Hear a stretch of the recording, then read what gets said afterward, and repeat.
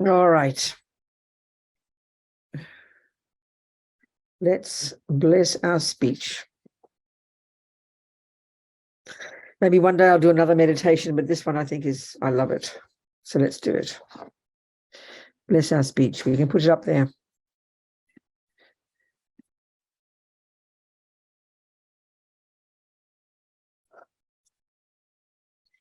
Who's going to put it up for me?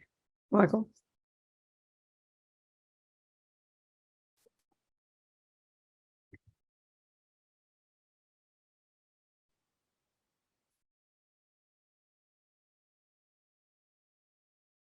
Okay. Good. Let's see it. Okay. Okay, so we just get ourselves settled in our bodies. The body doesn't meditate. It's a really important thing to remember. We're so addicted to our bodies. So if we feel good, we think, oh, I had a good meditation. But that's not a sign of success. The mind meditates. In fact, the body's in the way. So it's really appropriate to have it in a conducive position to enable the mind to do its job properly. So upright, if you're sitting in a chair, don't slump into the back, sit upright, feet firmly on the ground. Otherwise, you're sitting in cross-legged. Muscles relaxed. Hands in the meditation mudra or gesture in your lap. You can have it like this if you like, or you can have, that's where they do it, right and left underneath, right on top, thumbs touching. Otherwise, just relax in your lap. And then your head slightly forward, chin tucked in, lips slightly apart. Eyes looking down under your eyelids, as if you're looking along your nose towards the ground. That's the way. Just settle into that position, okay? Very natural. Okay. So if you've taken an empowerment, you manifest out of emptiness as the Buddha. If not, you visualize Buddha above your crown. Shakyamuni Buddha sitting on a lotus, looking very beautiful above your crown. Just imagine. And there's little refuge prayer. I take refuge in the three jewels, the three sublime ones. May I become a Buddha to benefit all transmigratory beings. I take refuge in the three sublime ones, three rare sublime ones. May I become a Buddha to benefit transmigratory beings. I take refuge in the three rare sublime ones. May I become a Buddha to benefit all suffering sentient beings. Thinking like that as our motivation for this 30 little minutes.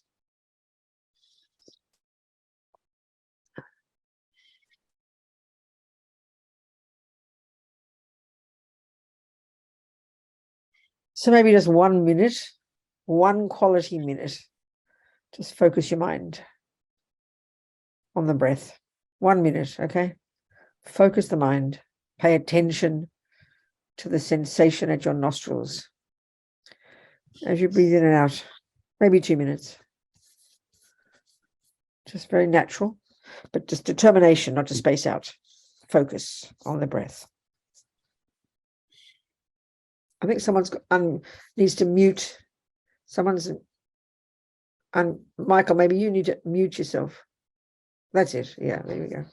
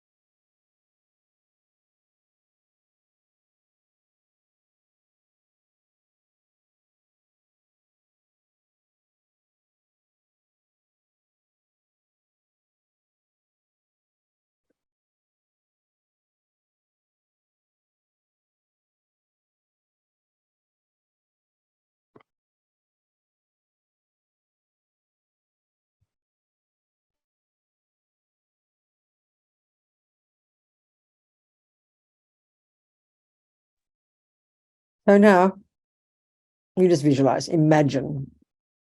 On your tongue is a Sanskrit syllable ah, obviously in the Roman letters, if you don't know the Sanskrit, standing upright on your tongue.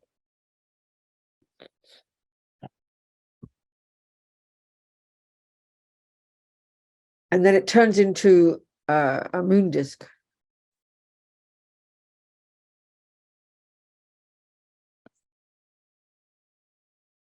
And then on that moon disk, there's a white Om standing upright.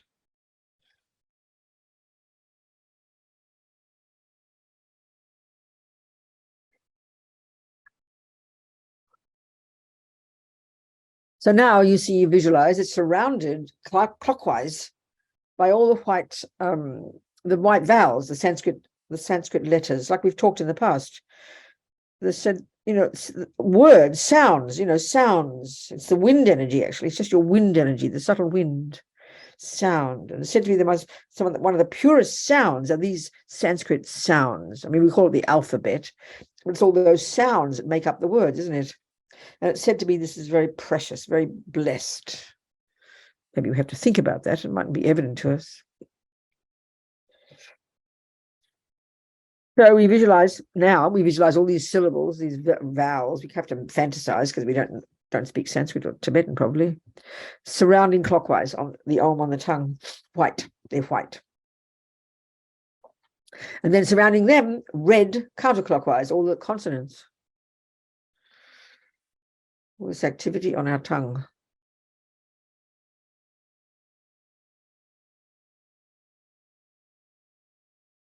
And surrounding the red consonants are the blue syllables of the heart-related dependent mantra. The heart, what does Lama Zopa call different things? The dependent arising mantra, but Rinpoche calls it the, what does he call it? Dependent related. The heart mantra of dependent relation, or the dependent related heart mantra, Rinpoche calls it. Blue. All these syllables standing upright on your tongue. So now what you do is you visualize light, the three colors, going out to all the 10 directions, north, south, east, west, northeast, northwest, southeast, southwest, up and down, and hooking the energy of the blessed speech, the power of speech, the powerful speech, the energy of the powerful speech of all the holy beings, all the Buddhas, all the Bodhisattvas, all the yogis, all the practitioners, and even of all the good human beings working, practicing virtue with their speech. This energy, we hook it. This light beams, hook it. And then you see all the light beams come back with this energy, all the holy beings, and it melts into these syllables. And you see them looking so delicious, like nectar on your tongue now, so blessed, radiant, and try and imagine full of the power of the blessed speech. And what that means is those who've practiced, 1, being silent, 2, consciously refraining from negative words, lying, all the rubbish that comes out our mouths and rabbiting on about nothing, lying, saying words that aren't true, all that speculating we do, even though we don't intend to lie. We say such rubbish. We think we're speaking the truth and we're not. All the bad-mouthing behind backs, criticizing other people, criticizing the politicians, criticizing your grandmother, criticizing your next-door neighbor. We love to do that. It feels so natural. So what does it do? It pollutes our speech. It pollutes our mind, because the speech, you see, the wind, which is sound, which is speech, is inextricably linked to all our different states of mind. This is really fascinating. We take the Vajrayana model of the universe. So we've got this subtle mind, which is our mental states, and this subtle physical energy, which is the wind energy, coursing through these 72,000 subtle channels. And the mind and the winds are inextricably linked. So everything we do with our mind impacts upon the winds, which in turn is the subtle body, which impacts upon the gross body. That's how we can produce future sickness or future ill health, for example. We literally create ourselves this way. It's really helpful to understand this intimate relationship between the physical and the mental. Literally an intimate relationship. So by just merely refraining from negative speech is such a powerful practice. So being silent, refraining from negative speech, and actively saying positive words, as well, in particular, of course, mantras, holy words, Dharma words, and mantras. These are the practices that one does to literally purify and bless our speech, that makes it powerful and therefore makes it useful to others. So practical, so marvelous. So all this energy of all these holy beings who practice all this, the syllables on our tongue are full of this energy. So now we visualize, as we recite first the vowels, we visualize white light coming from the vowels down and up, entering into, filling our entire body with this delicious nectar, this white nectar. And in this case now, we're going to also visualize it's purifying our body. So imagine this nectar completely purifying, first of all your sickness and the misery of our bodies, these big lumps of flesh and bones you have to carry around every day. Purifying all the sickness, making it the body light and comfortable. But of course, crucially, purifying all the imprints in our mind from all this negative speech since beginning of this time, all the speech that's harmed others, which of course harms oneself. All of this, we imagine it totally purified by this radiant white nectar filling us as we recite the vowels, just 3 times. Where are they? Here we go. Om, e, ri, li, e, ang, svaha. Om, e, ri, li, e, ang, svaha. Om, e, ri, li, e, ang, svaha. Full of this white nectar, totally purified all the rubbish of the speech, made it useful, beneficial, productive, such that any sound we utter will be of benefit to whoever hears it. Can you imagine this? How marvelous. Full of this blessed speech, the white nectar.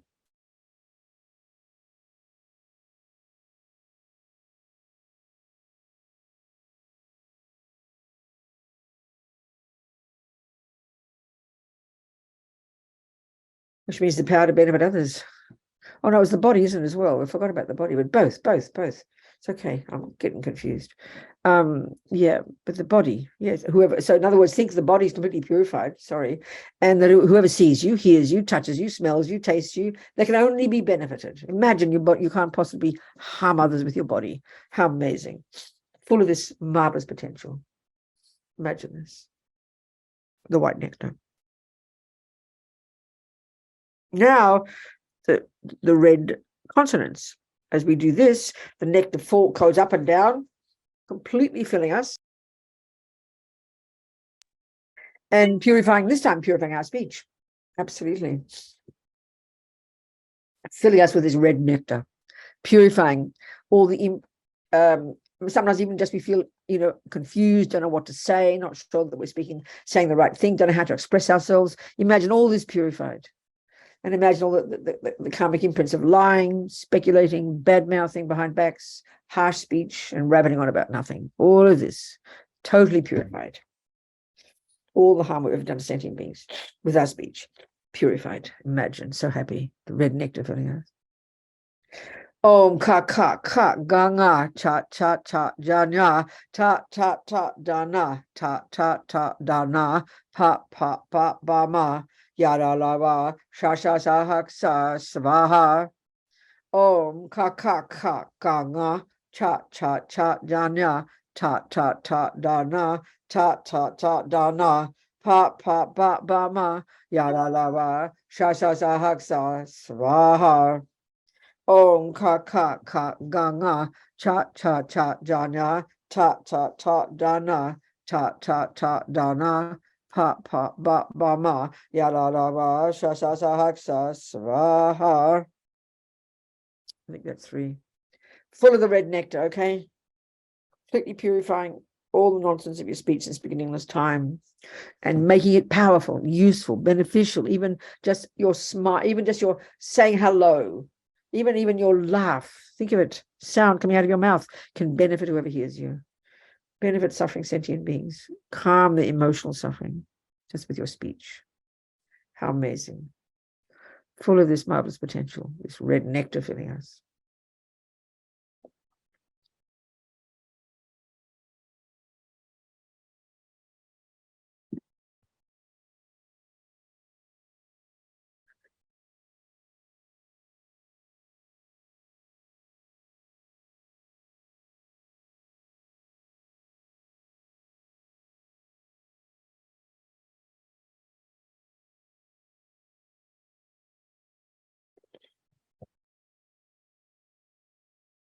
And now the blue nectar pouring down from all the and up, filling us completely from the syllables of the dependent related heart mantra, which of course purifies our mind, which is the point of all of it. The speech and the body are just the servants of the mind.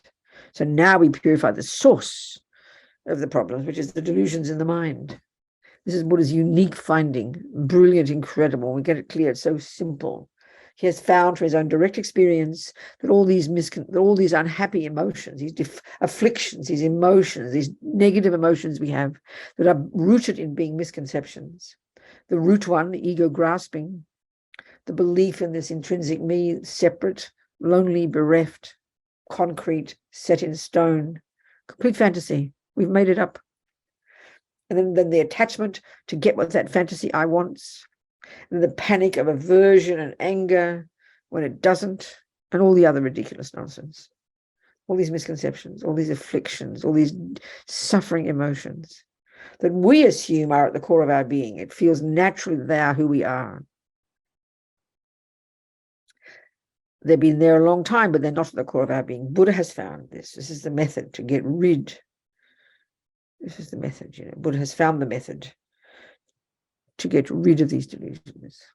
So imagine so happily these blue nectar filling us from dripping down and up from all the syllables on our tongue.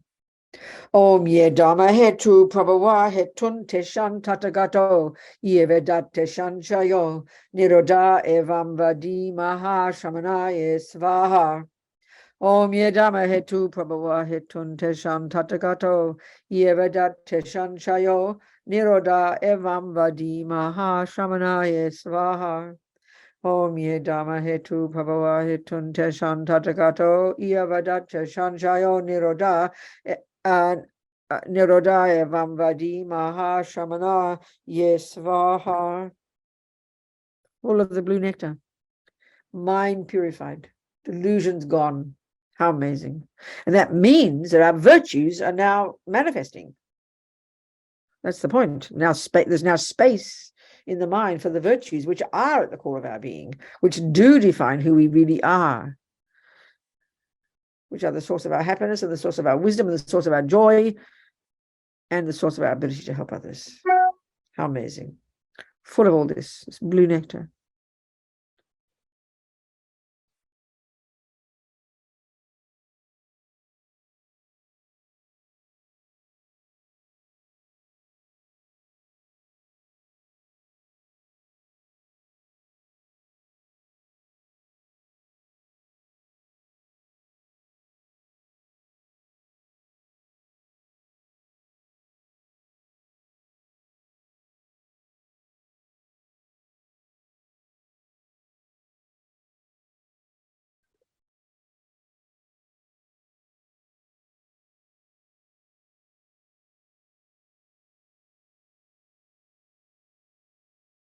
So now we now dissolve all these. We now imagine that the blue syllables on our tongue dissolve into the red consonants.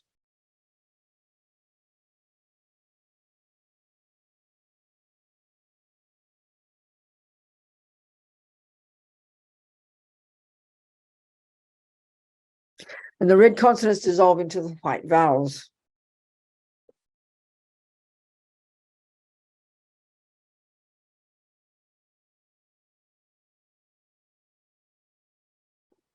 And the white vowels dissolve into the Om.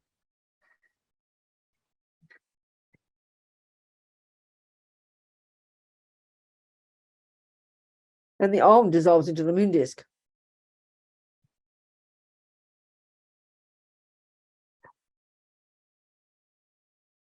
And the moon disk turns into an R.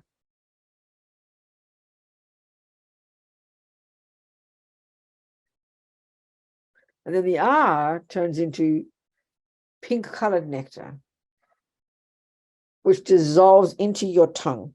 Just imagine that. And as Lama Zopa says, it becomes kind of indestructible. Your tongue, which even says it feels kind of heavy and strong, indestructible as a vajra. Nothing can harm or take away or destroy the power of your speech and the power of your mantra. Feel this. And have strong confidence, as Rinpoche says, strong faith, that all the power and blessings of the speech of all the Buddhas, all the Bodhisattvas, all the sages, the yogis have entered your speech, and that your speech is perfected. Think, I have perfected my speech. What that means is that just spontaneously, whatever comes out of your mouth is useful. Can you imagine that? Appropriate, wise, accurate, helpful. I mean, it's a miracle. We look at the world, and you see the expression of speech, which is all the words. You look onto internet, on the internet, just the vomit, the pouring out of uncontrolled thoughts, of course, into this uncontrolled, insane speech expressed as words. It's just utter nonsense in the minds of poor suffering sentient beings, pouring out, causing so much harm, all these conspiracy theories, just that alone. I mean, delusions actually are conspiracy theories. But then look at the extremity of this, the extremeness of this now. Uncontrolled vomit pouring out the mouths, doing incredible harm to other sentient beings, not to mention the harm we do to ourselves. So to be able to be silent, to say mantra, to do this practice is incredible practice. It's an incredible practice of spiritual practice. I mean, it seems so unlikely and surprising, doesn't it? Who would ever think about using the speech as meditation? But it's so obvious when you think about it. So it's very powerful. So be delighted we've just done this little practice. And you think your speech is now marvelous. And whatever sound you utter will be useful to whoever hears it. Think this way. So the minute the sentient beings hear your speech, it pacifies their emotional and disturbing thoughts. And then, of course, in your daily life, what you have to do is achieve all your goals. You need speech to communicate. So your things, whatever you need, will be fulfilled. Imagine this. How marvelous. Be so delighted.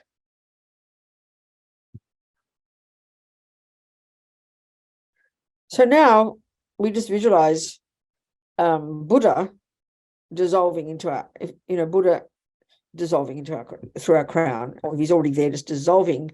And imagine your body, all of you, imagine your body, speech, and mind, oneness with the body, speech, and mind of the Buddha. Imagine this. And if we'd thought about Buddha, the Buddha is our Lama as well, we think like that too. So the Buddha's mind, body, speech, Lama's mind, body, speech, my mind, body, speech, same. Just imagine this oneness with this energy of all the holy beings. And then now, just for a couple of minutes, sort of feel like you expand to fill the universe. Vast, clear, radiant, blissful, kind of like your true nature. No thoughts. Just relax. Vast, clear, spacious, blissful. Imagine. No thoughts. Big as the universe.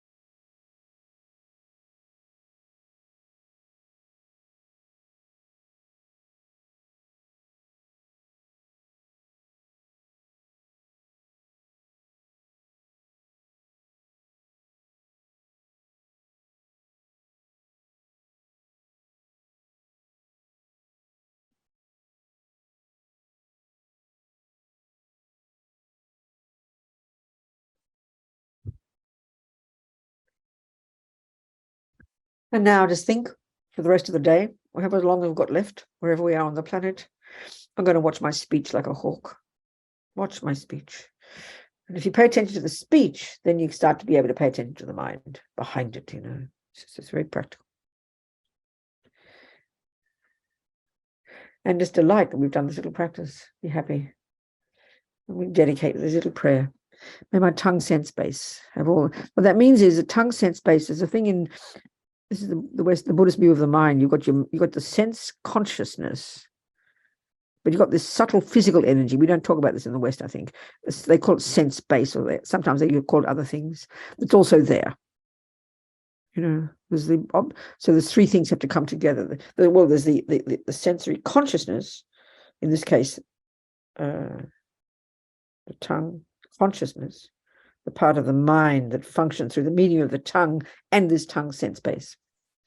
Yeah, in order to have speech. So have all the courage of the ones gone to bliss. By the magnificence and power of my words, may all sentient beings be subdued, and may all the meanings of whatever words I say be accomplished. And may compassion grow in the hearts of all. And these seeds we planted for this little 30 minutes, they won't go astray. So we delight that we've done this practice, and we nourish these seeds from this moment forward with our efforts of practice, so that they will eventually ripen, just as we motivated, in our becoming a Buddha, to be of benefit to others. That's it, people. That's it, people. 30 minutes well used. Okay, now go off and I'm going to go off and have my late breakfast. My delicious truffle, probably quadruple cafe latte, and my toast from Trader Joe's, and my butter. And I haven't got any Vegemite. I've run out of Vegemite. I can't get it in New York. You can get it in Santa Fe, and the shops there.